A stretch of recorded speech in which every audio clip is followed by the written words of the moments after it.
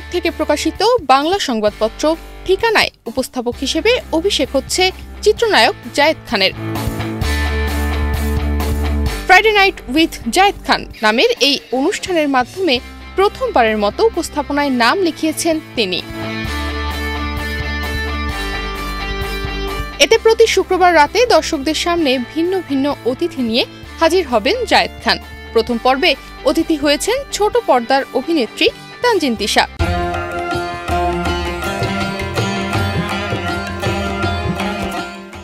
বাংলাদেশ সময় ৪ জুলাই শুক্রবার রাত ৮টায় অনুষ্ঠানটি প্রচার হবে। টকশো সঞ্চালক হিসেবে নিজের অভিষেক প্রসঙ্গে নিউইয়র্ক থেকে চিত্রনায়ক জায়েদ খান বলেন, এটা আমার জন্য এক নতুন যাত্রা। আমি এমন একটি অনুষ্ঠান উপহার দিতে চাই যেখানে আমাদের সেই গল্পগুলো উঠে আসবে, যেগুলো বাস্তব, অনুপ্রেরণাদায়ক এবং চেতনাকে নাড়া দেওয়ার মতো।